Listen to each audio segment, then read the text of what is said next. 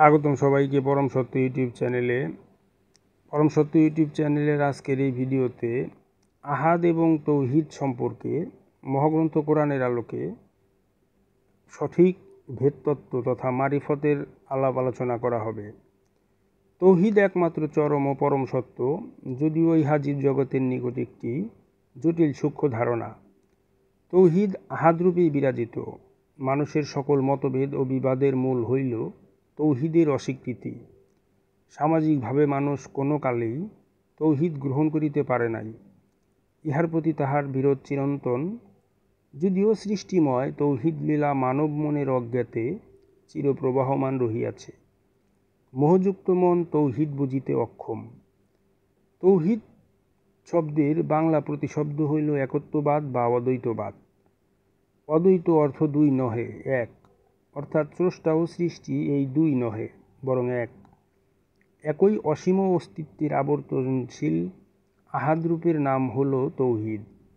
সাধারণ মানব মন দ্বৈতবাদী বা দ্বিতবাদী। মনের দ্বৈতবাদ সমস্ত গোলযোগ এবং মিথ্যার আকর। আমরা প্রথমেই মহা একটি ভুল করিয়া ফেলি এই বলিয়া যে এক হইল স্রষ্টা, বাকি সব তাহার সৃষ্টি। দ্বৈত ভাবকে এক বলিয়া অদ্বৈত বা আহাদরূপে ভাবিতে ও দেখিতে শিখি নাই। এইখানেই মনের মধ্যে তৌহিদ বিষয়ে আমাদের গোলযোগ। ইহা সূরা ইখলাসের মধ্যে অভিব্যক্ত আল্লাহর আহাদরূপ।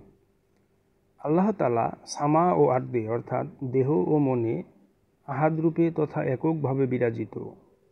মন হইতে দেহের সৃষ্টি এবং দেহের মধ্যে মনের ক্রমবর্ধমান বিকাশ হইয়া থাকে।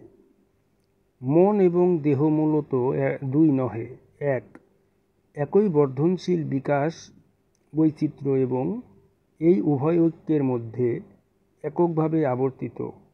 ইহাই আল্লাহর আহাদরূপ এবং ইহাই হচ্ছে তৌহিদ। জীবের সংকীর্ণ মন এই আহাদরূপের উপলব্ধির অভাবে বিচ্ছিন্ন ভাবের মধ্যে তথা শিরকের অন্ধকারে অবস্থান লইয়া থাকে। ইহাই তাহার আমৃত্য। তৌহিদ হইতে বা আহাদ হইতে বিচ্ছিন্নভাবে অবস্থিত মন আমৃত্যের অপরাধে আচ্ছন্ন থাকে। এই আমৃত্য ও শিরক মিথ্যা এক একটি ধারণা ব্যতীত আর কিছুই নহে। সৃষ্টিতে আসলে কোনো শিরকই নাই। ইহা সংকীর্ণ মনের একটি ব্যাপক ভ্রান্তি এবং অজ্ঞানতা মাত্র। আল্লাহ হইলেন তাবারক তথা বর্ধনশীল এবং বর্ধনশীলতা দানকারী। আরবি আমলে সালেহাকে বাংলায় শীল বা শীলন বলা যাইতে পারে। আল্লাহ তাহার আমলের মধ্যে দেহরূপে যেমন বর্ধনশীল, মনরূপেও তেমনি বর্ধনশীল। দেহের মধ্যে মন স্থাপন করিয়া তিনি জীবের মধ্যে তাহার আপন সৃষ্টিলীলা রচনার শীলন করিয়া বর্ধিত হইয়াই চলিয়াছেন। দেহজগৎও বর্ধনশীল। এই কথা একটু লক্ষ্য করিলেই বোঝা যায়।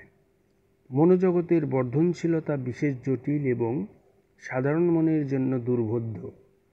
মন দুই প্রকার, একটা মহামন ও সাধারণ মন, great minds and common minds. সাধারণ মন কোনো একজন মহামনের চরিত্রগুণের অনুশীলনের দ্বারা ক্রমোন্নতি লাভ করিয়া রাসূল ও নবী পর্যায়ে অতিক্রম করিয়া অসীম শীলনের সাহায্যে পরিণামে একজন মহামনে পরিণত হইয়া যায়।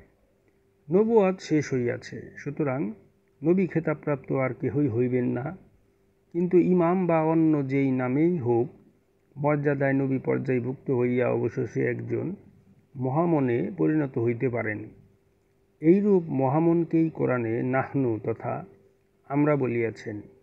কোরআনে নাহনু শব্দের অর্থ না বুঝিলে কোরআনুল হাকিমের ধর্মদর্শন প্রকৃত অর্থে বোঝা কখনোই সম্ভবপর নহে।